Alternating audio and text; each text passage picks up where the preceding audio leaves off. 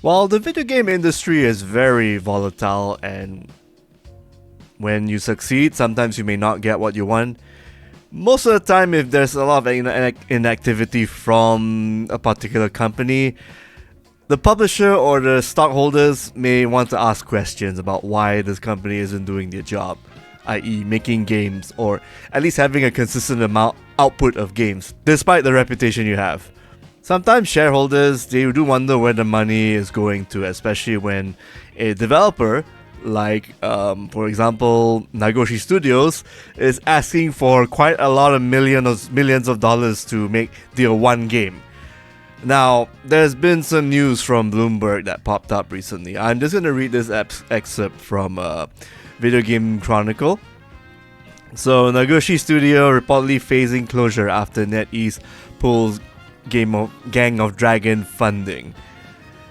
So, the new studio, founded by Yakuza series creator Toshihiro Nagoshi, is reportedly facing closure after publisher NetEase indicated that it will pull funding for its debut title. So, they knew about this a while ago, I believe. Nagoshi Studio and the company, they knew about this about a year or so ago, last month. But the news about their one game, by the way, A Gang of Dragon, was actually mentioned a couple of months ago. This was during the Game Awards 2025. So, according to the Bloomberg article, employees of Nagoshi Studios were told on Friday that NetEase intends to cut off funding for Gang of Dragon, which was announced, yeah, of course, cut off funding. So, starting May, I believe. This coming May. So, basically, they've got like March, April, and then they're on their own. Now, I guess the kicker is, to finish Gang of Dragons, Nagoshi Studios need at least $44 million. USD, by the way. So that would be 7 billion yen to reach completion, which is pretty insane. But you gotta remember, maybe at the risk of sounding like the bad guy here, actually I discussed this with a couple of friends about this. Yeah, this studio, Nagoshi Studios, actually started inception about late 2021. Gang of Dragon was announced in, I guess, late 2025. So that's what? 21, 22, 23, 24, 25. That's 4 years making one game. And in addition to the 44 million, I mean, I'm sure there are like other costs to actually make the other half of the game. That's a lot of time. I mean, they should have at least announced something 2 years prior, I feel. But 4 years is way too long, for one thing. And this is not like a new studio announcing a new game. This is a studio that used to be in Sega's side, and then they branched out to do their own thing, because I don't think Nagoshi is just tired of working with Sega or wants to branch out and do his own thing. Unfortunately, the Gang of Dragon is basically a Yakuza game, which is the same thing he's been doing in Sega. Also puts a little bit of perspective as to why Sega probably wanted him off the Yakuza team, or wanted him away in the first place. Because I guess as a top dog, he wants to make money. He wants to get this particular funding, or it's the highway. Sega probably said no, and then it went on from there. And NetEase, basically, I won't say NetEase are the good guys. I don't think there's any good guys here, in fact. Nagoshi Studios is one where they basically just announced one game within a span of 4 years. Whatever happened to like announcing another like 2 or 3 projects per se in the works? One studio doing that one thing, and then it took them a bit too long when they should be a bit shorter. Because prolonged projects do cost a lot of money at the end of the day. And let's not forget, NetEase themselves, they are publishers, they are doing their jobs, but they are also notorious for giving funding and then they're putting it back at the last minute. Well, I won't say last minute, like, they've been doing this to a number of Japanese companies, but I guess some are not really known, but the most notable one is the Square Enix game Visions of Mana, created by a Japanese studio funded by NetEase, and then that studio went belly up. Was announced. The closure was announced like a day after the game came out. So the studio could not even find out whether the game did okay or not. I don't think it did, but it would be nice for them to at least announce the closure maybe about a month or so after. They were even given that privilege of sorts. It's just crazy how this... So at the end of the day, both sides, yeah, it's a bit troubling for the video game industry, not just from the Western side, but also the Eastern side of things, especially with what NetEase has been doing. Oh, the studio is called Oka, yeah. Visions of Mana was created by Oka Studios. Suda51 did okay, I believe. Other Japanese studios funded by NetEase include Goichi Suda's Grasshopper Manufacture. I believe they have a bunch of games announced, some probably behind the scenes, but one already came out. Romeo is a Dead Man. Hopefully they have more stuff down the pipeline. I believe I remember Suda51 mentioning they're gonna announce something else new this year, so they're safe. And Hiroyuki Kobayashi from Capcom, he made a studio called GP Track 50. I believe they are making a game called Stupid Never Dies, I believe, and they're pushing on with this plan without NetEase's continued support. So NetEase gave the runway.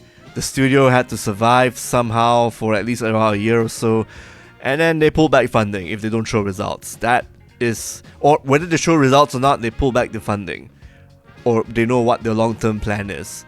They will pull back the funding. So some communication issues are probably in between the time they're working on the game, but at the same time, studios should have a more business-minded approach, especially in this current video game making economy where AAA games or even AA games aren't that viable unless your returns are very, very big and they're very, very attractive to NetEase. But yeah, NetEase may seem like the bad guy, and true enough, in some aspect they are, but you also got to look at the other side of the coin, the other perspective, where I'm giving X millions of dollars to one company. I know they can make great games, but they're taking too damn long. I want to see my returns at the very least. I've realized that there are games that actually are made within 2 years minimum, or at least half a year. I mean, yes, crunch sucks, but at the same time, you are still in the business of making big games for people who want your money back at the very least after you pay them, after they give it to you out of the kindness of their hearts or seeing the returns. Yes, some companies actually give insane projections, i.e. Square Enix. But again, this is a two-way street. If both the publisher and the fund giver, they don't see eye to eye on how some things work here and there, the game might end up becoming compromised or get shelved, and then they lose lots of money. That's insane. How the hell did Gang of Dragon actually get to that point where I'm missing 44 million?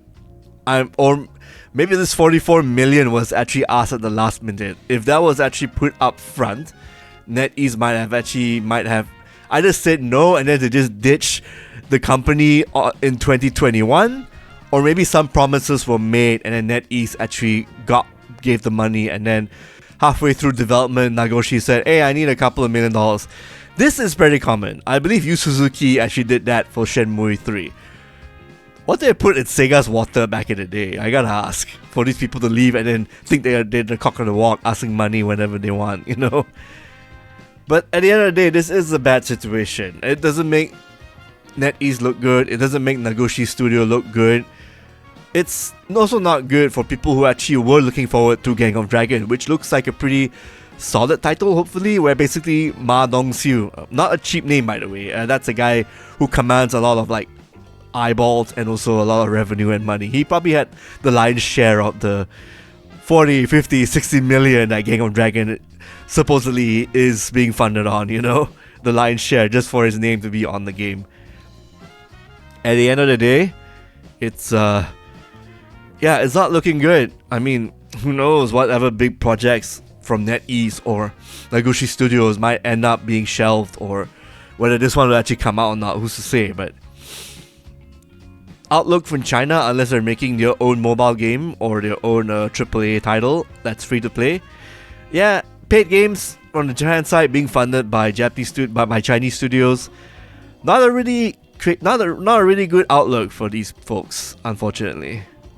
That's a bit of a downer news to start off with. Maybe I'll take a look at some stuff that I got. So I got some stuff from Japan a while back. I totally forgot about it. This is the package I got it with. See that name of this out. Oh, there we go. The JoJo World. Yeah. Well, some JoJo stuff, and yeah, let's just check it out. What we got? Okay, here we got. Here's one. She put like the there we go. Josuke Higurashi from JoJo Leon. Yay! Joseph Joestar. Cool. So here's what we got. I got these stands from Arc System Works. Oh yeah, I got quite a bit of a set. Alright, 1, 2, 3, 4. That's Unica. And Venom. Pretty boy Venom. Yeah, there we go. These are like stands, basically. You gotta take them up and then you put it on display. That's it would be my favorite. Well, I use Unica a lot, so let's just open her up. But these ones have like the chibi artwork. That's why I bought them. Like, they're not like there's like exclusive art just for these particular stands. Funny, I'm talking about stands after opening up a bunch of JoJo merchandise. Alright, there we go. Alright, there we go. Got one up right there. Okay, what we got? Maybe one more for the road. I think I got some stuff from oh, this is a good one. Mouthwashing from the hit horrible adventure game published by Critical Reflex.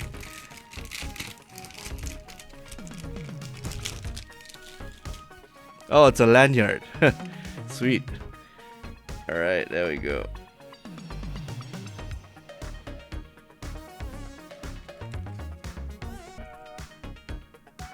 Damn.